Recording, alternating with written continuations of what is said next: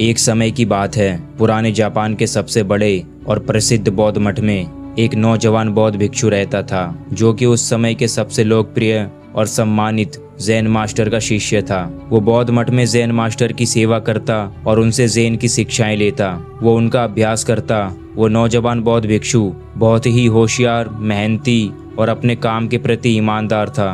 वो जैन मास्टर के द्वारा दी गई हर एक शिक्षा का पूरे लगन के साथ अभ्यास करता और पूरी ईमानदारी के साथ उनका पालन भी करता। वो कभी भी अपने गुरु को शिकायत का कोई मौका नहीं देता था।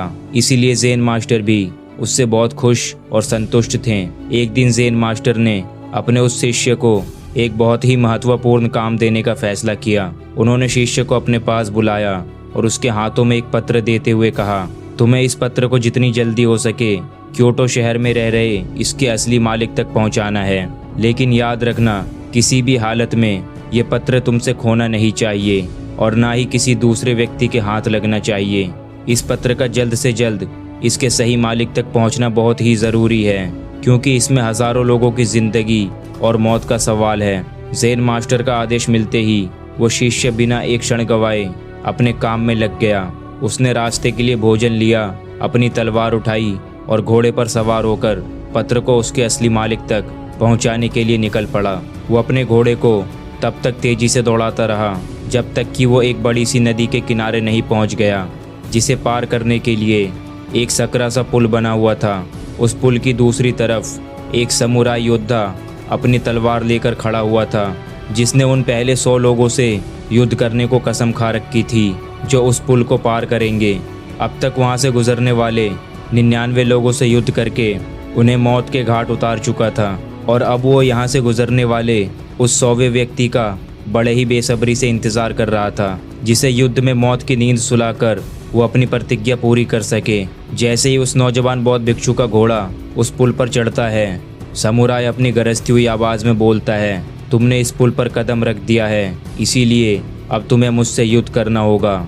अपनी तलवार निकालते हुए समुराई चिल्लाया और बोला, मरने के लिए तैयार हो जाओ। अपनी मौत को अपनी तरफ आता देख वो बौद्ध भिक्षु अंदर ही अंदर बहुत डर गया।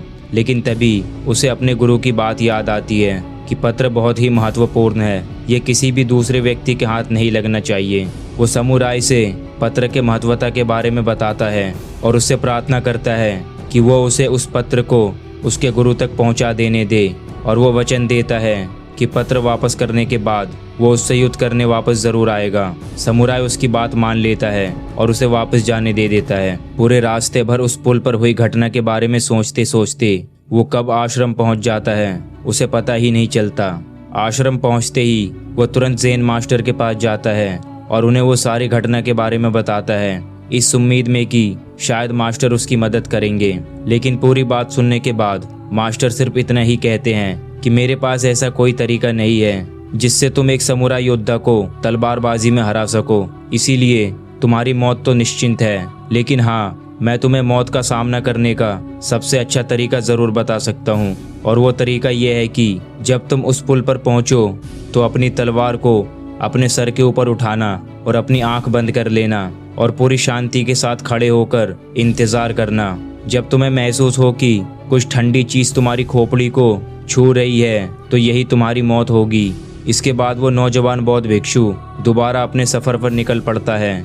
इस बार वो अपनी मौत का सामना करने के लिए पूरी तरह से तैयार था। इस बार ना तो उसके अंदर कोई घबराहट थी और ना ही किसी तरह का डर। जब वो इस पुल पर पहुंचता है जहां समुराई उसका इंतजार कर रहा था, तो वो नौजवान बौद्ध भिक्षु बिल्कुल वैसा ही करता है जैसा जैन मास्टर ने उससे कहा था। वो अपने दोनों हाथों से तलवार को सर के ऊपर उठाता है और आंख बंद करके मौत के ठंडे स्पर्श का इंतजार करने लगता है। जब समुराई उस नौजवान बौद्ध भिक्षु को ऐसी अवस्था में देखता है तो वो समझ जाता है कि जरूर ये भिक्षु किसी सच्चे महान गुरु से मिलके आया है, क्योंकि उसने आज से पहले आंख बंद किए हुए तलवारबाजी की ऐसी मुद्रा और लड़ाई से पहले चेहरे पर इतनी शांति कभी नहीं देखी थी। उसने ध्यान से देखा कि भिक्षु के चेहरे पर ना तो मौत का डर था और ना ही किसी तरह की कोई घबराहट। समुराई ने अपनी तलवार नीचे रख दी और अपने घुटनों पर बैठकर हाथ जोड़कर कहने लगा, हे महान गुरु, मुझे मेरे इस मूर्खतापूर्ण दुस्साहस के लिए माफ कर दें और अपना शिष्य बना लें ताकि मैं आपसे अद्भुत तलवारबाजी की कलाएं सीख सकूं। दोस्तों, इस कहानी की तरह वो बौद्ध भिक्षु हम हैं। वो समुराई हमारे जीवन की सबसे विकट समस्याएं हैं। कई बार हम ऐसी स्थिति में फंस जाते हैं जहां से बाहर निकलने का हमें कोई भी रास्ता नजर नहीं आता। तब ऐसी परिस्थिति में हमें खुद को पूरी तरह से शांत रखने की जरूरत होती है। जरा सोचिए, अगर उस नौजवान बौद्ध भिक्षु ने समुराई के सामने अपनी जिंदगी की भीख मांगी होती या उसके सामने रोया गिड़गिड़ाया होता तो बहुत बड़ी संभावना थी कि समुराई उस पर हंसता और अगले कुछ ही क्षणों में उसे टुकड़ों में काट देता। या फिर अगर उस नौजवान भिक्षु ने डरकर, घबराहट और जल्दबाजी में समुराई पर हमला कर दिया होता तब भी उसकी यही हालत होती। लेकिन उस नौजवान बौद्ध भिक्षु ने इतनी शांति और स्थिरता के साथ उस समुराई का सामना किया और इतने उच्च कोटि के ज़ेन मास्टर का परिचय दिया कि उस समय वो नौजवान भिक्षु उस समुराई से भी बेहतर हो गया। और उसे ऐसी परिस्थिति में देखकर वो समुराई उसके आगे झुक गया, क्योंकि एक समुराई होने की वजह से उसने तुरंत ये महसूस कर लिया कि उसका सामना उससे भी ज्यादा ज़ेन का अभ्यास करने वाले व्यक्ति से हो गया है। तो दोस्तों, एक बात हमेशा याद रखना, परिस्थितियां चाहे कितनी भी खराब क्यों ना हो, कितना भी मुश्किल लगे, उसका सामना जरूर करना। इस नौजवान बौद्ध भिक्षु की कहानी को याद रखना और जब भी कोई मुसीबत आपके सामने आए तो अपनी आंखें बंद करो और पूरी तरह से शांत हो जाओ। फिर वो मुसीबत भी आपके सामने उस समुराई की तरह जरूर झुकेगी। तो दोस्तों, आपको वीडियो अच्छी लगी हो तो वीडियो को लाइक करते हुए शेयर ज़रूर करें और ऐसे ही प्रेरणादायक कहानियाँ सुनने के लिए हमारे चैनल को सब्सक्राइब करके बेल आइकॉन ऑन कर लें।